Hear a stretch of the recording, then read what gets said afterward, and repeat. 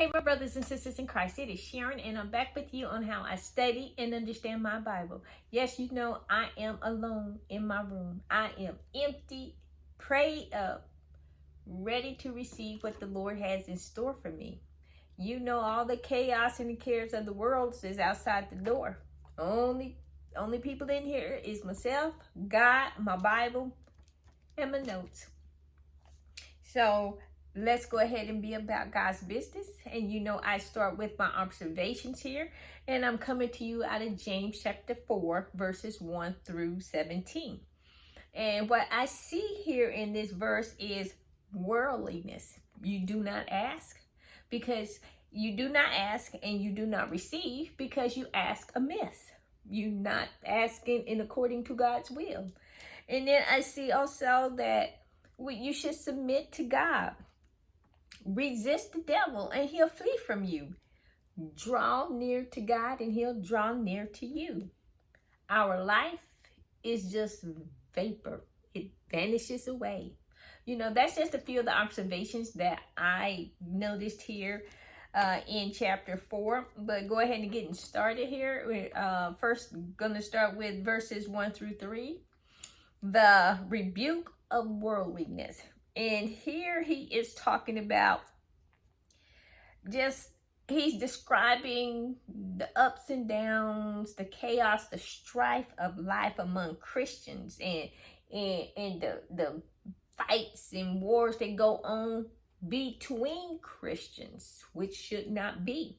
And so here, you know, he is just saying the battles that we fight amongst ourselves, you know, that can be bitter and severe, which should not be. And verse 2 here, he's telling us, you know, the lust of the flesh, it is dangerous. You know, living to satisfy a personal desire, no, that's not good. And you will have some consequences for that. And then here we also see here in verse 3 here, he's telling, well, I'm going to just read verse 3 and 4, where he's saying, you ask and you do not receive because you ask amiss, that you may spend it on your own pleasures. Verse 4 says, adulterers, adulteresses. Well, he was calling them that because it's an exclamation point there. Adulterers and adulteresses. Do you not know that the friendship with the world is enmity with God? Whoever therefore wants to be a friend of the world, you're enemy of God. What profits a man to gain the world and lose his soul? Now, I think that's in Matthew. I'm not for sure, but that is in the Bible someplace. But that's what he is saying here, you know, in Hebrews 12 and 1. Do not transform to the ways of this world, but do not conform to the ways of this world, but be transformed by the word of God. That's what he's saying here as well. You know, don't live in the world.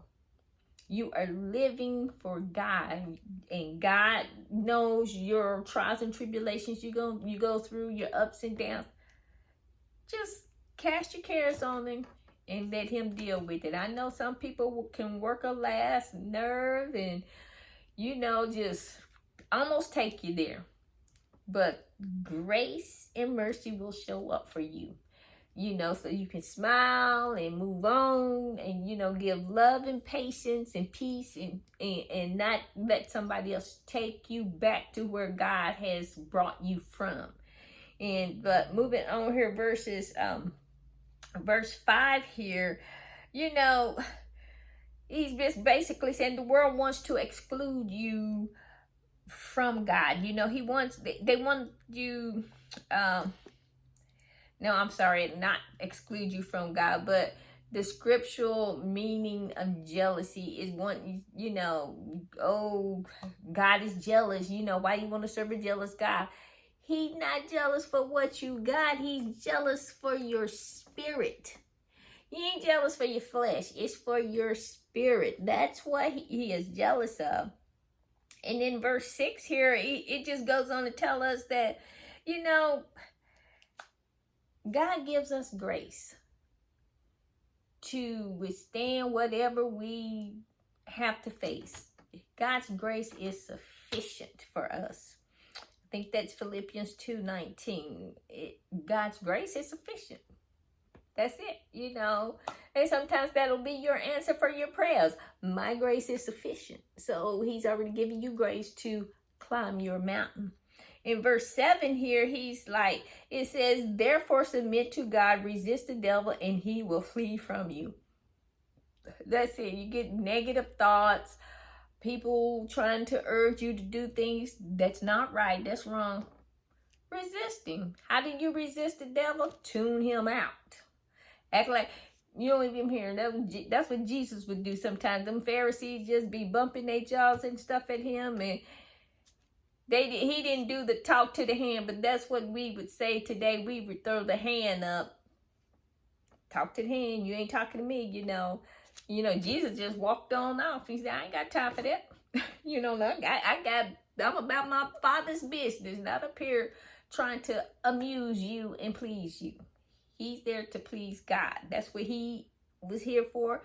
That's what we are here for. But moving on here to verse 8 here, he is just saying, to draw close, to draw near to God, and he will draw near to you. Cleanse your hands, you sinners, and purify your hearts, you double-minded. Go get yourself, not physically, clean and scrub, take a bath and stuff like that, but spiritually clean yourself. How we can cleanse ourselves by fasting, by praying, by just spending time with God, getting away from filth of the world and giving your time to God. It's a cleansing process. And then after a few days of that, you don't want to associate with the ways of the world.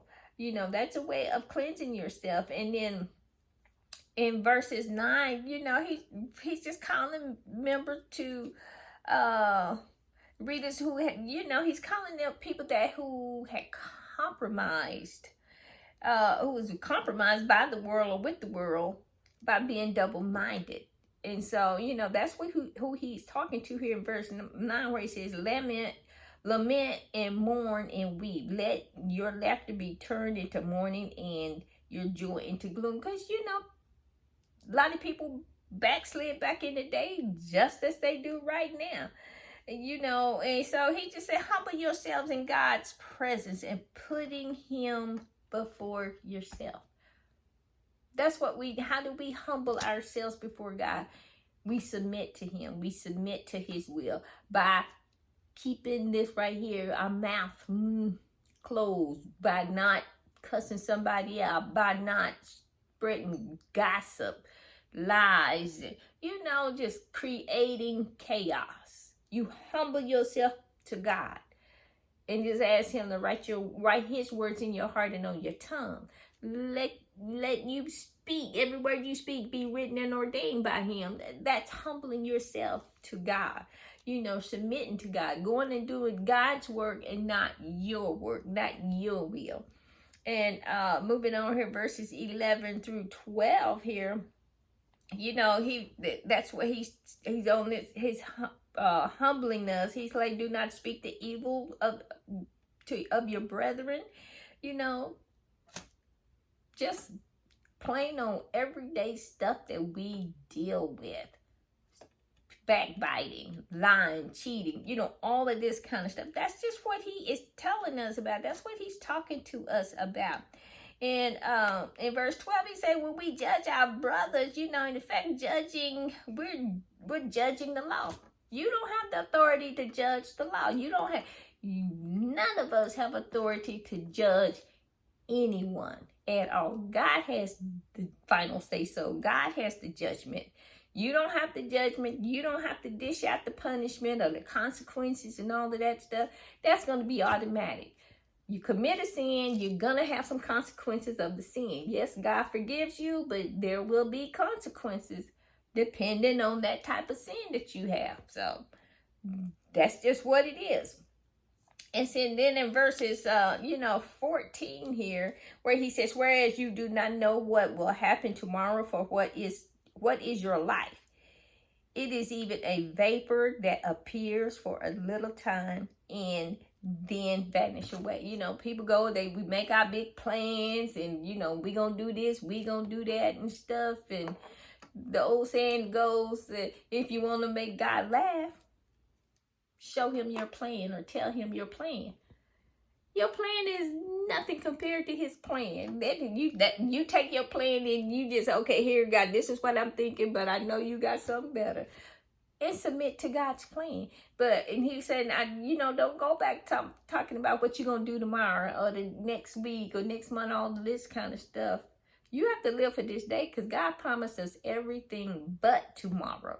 As he said, our lives is just a vapor. And I do this every now and then, I don't know if you can see this, but vapor, that's it. Just here 1 second, go on the next.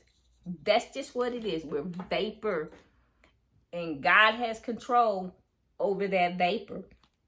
And so in verses 15 on through 17 here, commit your plans to the Lord. It's basically, commit it to him. If the Lord wills, I'm going to do this. And if that is his will, then I will do it. But if it's not his will, guess what? It is not going to work out. And verses 16 here, James was rebuking the arrogant believers. Well, I wouldn't say believers. Would just say he rebuked the readers that boasted, because you still have people, I'm this, I'm that, I'm pastor so-and-so, I'm deaconess this, or prophet this, apostle this. God, it's not all about the titles and all of this stuff. You remain humble before God. You don't have to tell anybody who you are, what you are. They can see it in your countenance. They can see it in your eyes, and by the way you walk and talk, And in this last verse here, about spiritual maturity.